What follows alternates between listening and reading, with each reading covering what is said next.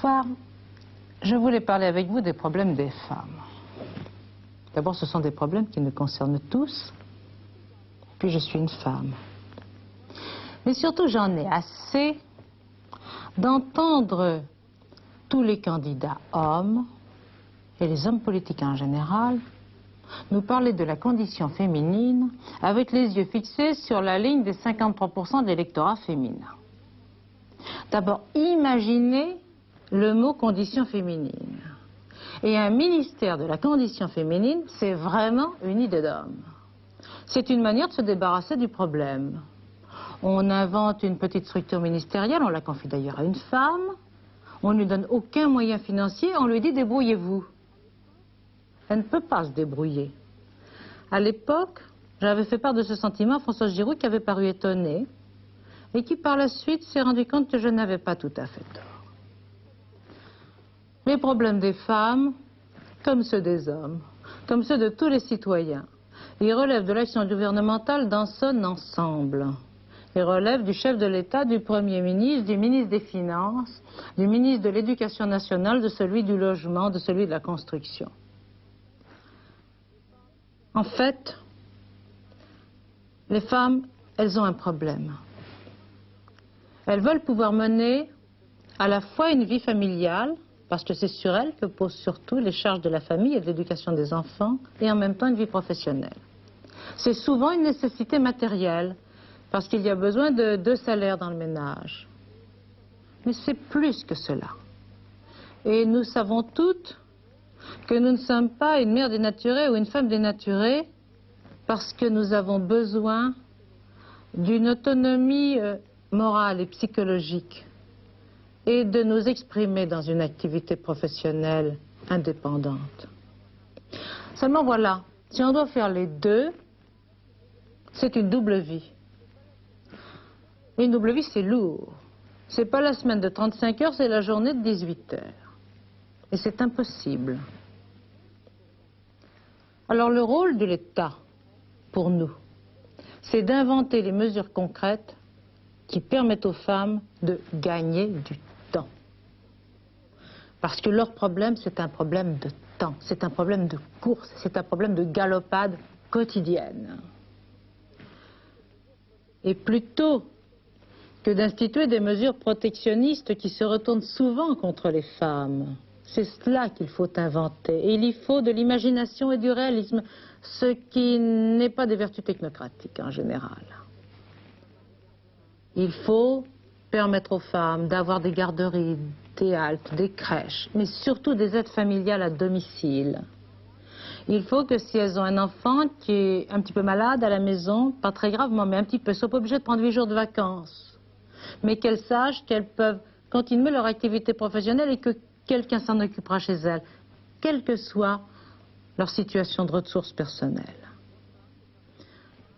Le problème des femmes, c'est un problème de temps et c'est aussi un problème de formation.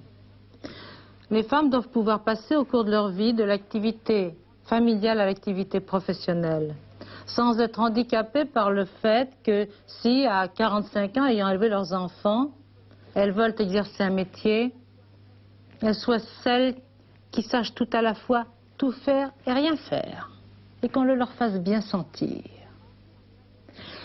Alors si l'État a assez d'imagination pour aider les femmes à gagner du temps et à recevoir la formation nécessaire pour qu'elles puissent exercer réellement à n'importe quel stade de leur vie la profession qui les intéresse, alors là vraiment, elles pourront assumer les 2 tâches à la fois, elles pourront choisir et elles seront réellement considérées comme différentes des hommes mais égales à eux dans la considération qu'on leur donne et dans le salaire qu'elles reçoivent.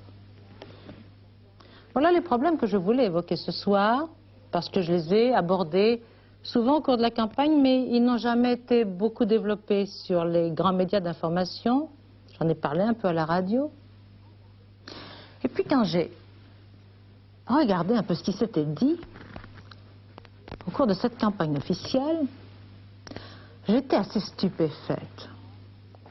J'ai vu que les candidats hommes, ceux qui prétendent nous gouverner ou qui nous ont déjà gouvernés, parlaient de choses importantes, certes, taxes professionnelles, les plus-values, le nombre des fonctionnaires et même la condition féminine.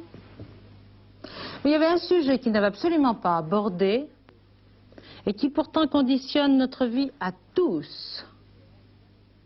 Et le destin du pays pour les années qui viennent, c'est le problème de la défense. Et pourtant le problème de la défense, c'est un problème de guerre ou de paix, donc c'est un problème d'homme. Mais c'est aussi le problème de l'avenir de nos enfants, de leur vie. Et ça, c'est un problème de femmes. Alors, puisque les hommes parlent de la condition féminine, eh bien, moi, une femme, je vais dire un mot du problème de la défense. Et ce n'est peut-être pas un hasard. J'ai toujours été frappée de constater que notre stratégie de défense, c'était une stratégie d'inspiration féminine. Peut-être est-ce à Londres, là où il était démuni de tout, que De Gaulle a inventé d'une manière géniale ce que toutes les femmes savent de naissance, c'est l'utilisation de la faiblesse pour la force. Parce que c'est ça notre dissuasion nucléaire. Nous sommes plus faibles que les superpuissances, et en particulier plus faibles que l'Union soviétique. Et raisonnablement, un petit ne peut pas dissuader un gros de l'attaquer. Pour que le petit dissuade le gros de l'attaquer, il faut qu'il y ait dans son comportement un élément irrationnel. Et ça, c'est une attitude de femme. Vous savez, il s'est produit dans des guerres ou dans des coups de main qu'une femme soit attaquée dans sa maison. Les agresseurs sont arrivés à la porte. Elle était au milieu de la pièce avec une grenade dégoupillée dans la main. Elle n'avait pas besoin de dire quelque chose. Il voyait au blanc des jointures que s'il faisait un pas, elle lâcherait la grenade. Sans doute, elle serait blessée, mais eux aussi. Et ils n'avançaient pas. Et la dissuasion, c'est cela. C'est ce qu'on appelle, en termes techniques, la deuxième frappe. C'est-à-dire que si on nous attaque, et les soviétiques peuvent le faire, ils peuvent détruire en un quart d'heure beaucoup d'éléments de notre défense, nos avions, nos aérodromes, nos silos, sans même toucher à notre population civile. Mais s'ils font cela, ils savent qu'automatiquement, nous disposerons du moyen de leur causer un dommage énorme par les sous-marins nucléaires et les armes des sous-marins nucléaires. C'est ce qu'on appelle la deuxième frappe. C'est ça la dissuasion. Et c'est sur cette stratégie que nous vivons et que nous avons une indépendance politique depuis le début de la Ve République et depuis que le général de Gaulle nous a dotés de cet instrument. Mais maintenant, contrairement à ce qu'a dit M. Valéry Giscard d'Estaing depuis 7 ans, nous n'avons rien inventé ni même amélioré. J'ai été stupéfaite d'entendre le citoyen candidat nous dire « Notre puissance nucléaire a doublé depuis 7 ans ». C'est vrai et faux. C'est vrai parce qu'en effet, il y a 3 sous-marins nucléaires qui sont devenus opérationnels. Mais enfin, ces sous-marins, ils avaient été décidés avant et construits avant le début du septennat. Et en revanche, depuis 1974, nous n'avons rien commencé de nouveau. Et le 6e sous-marin nucléaire, qui avait été décidé par Georges Pompidou, il n'est toujours pas construit. Et la décision même de construction a été différée jusqu'en 1978.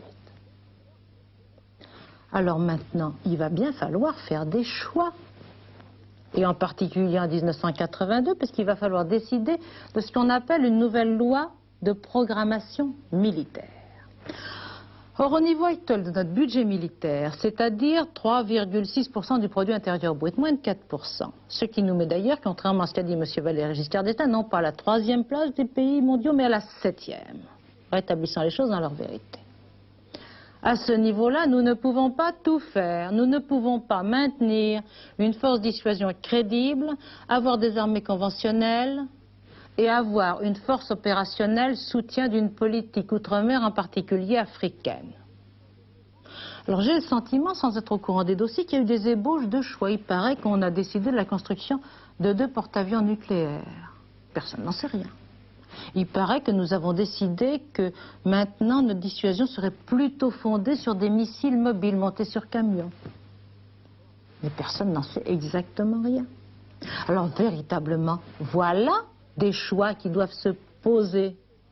Pour ma part, je le dis clairement, je pense que la priorité des priorités, c'est la crédibilité technique de notre dissuasion nucléaire. Le reste, si on peut le faire, il faut le faire.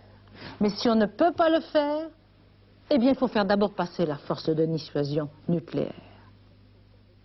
Mais ces choix, est-ce qu'aucun des candidats qui nous gouvernent ou qui prétendent nous gouverner les ont évoqués? Aucun d'entre eux. Alors, est-ce parce qu'ils ne savent pas quoi faire? Monsieur Mitterrand ne dit rien. Monsieur Chirac nous parle de 15 sous-marins nucléaires comme s'il s'agissait d'acheter des œufs au marché. Pensons de 6 à 13, enfin c'est déraisonnable. Des choix réels et des choix raisonnables, personne ne les évoque. Probablement parce que aucun n'a fait ces choix ou parce qu'ils n'osent pas les exprimer. Alors moi, ce soir, je l'ai fait. Et peut-être, si je voulais terminer cette émission sur une note plus légère, je dirais que peut-être est-ce la preuve que la défense est une affaire trop grave pour qu'on la confie aux hommes.